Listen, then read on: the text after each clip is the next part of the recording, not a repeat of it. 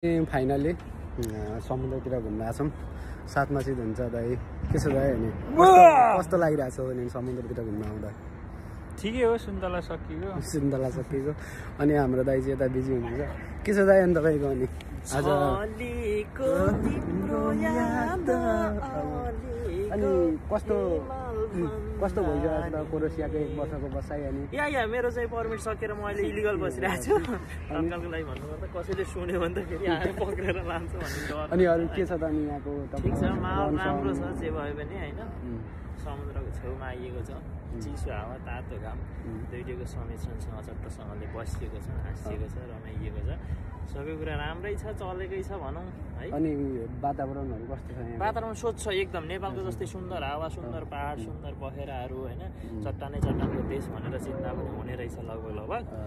राम्रो छ जे भए पनि भिजा लाग्नेलाई राम्रो छ नलाग्नेलाई बिजोग छ यस्तै हो भन्नुपर्दा यति नै हो अब के धेरै नै बोले क्या अब केही छ अरू भन्नु के हो के छ अनि तपाईको होइन होला के हो एकदम बेस्ट एन्ड बेटर क्या राम्रो छ क्रोएसिया ब्युटिफुल प्लेस समुद्र छ के गर्नु त भिजा कसैको लाग्दैन भिजा लाग्न छोरा हामी त पढ्नु पर्ने भन्दैछ पढ्ने टाइम कतिको मिलिरहेछ अनि ना बाबा नबोल ठिक छ एकदम चिल छ वातावरण चाहिँ टक्क यता पछाडि पानी जहाजहरू छ अनि यतातिर पनि टक्क त्यही छ पानी जहाजहरू एकदमै रमाइलो छ ठाउँ चाहिँ अनि टक्कसँगले पछाडिको भ्यू चाहिँ एकदम दामी नै छ बिचमा समुद्र छ यतातिर यता पनि दामी नै छ दामी हुने बेला छ दिउँला नि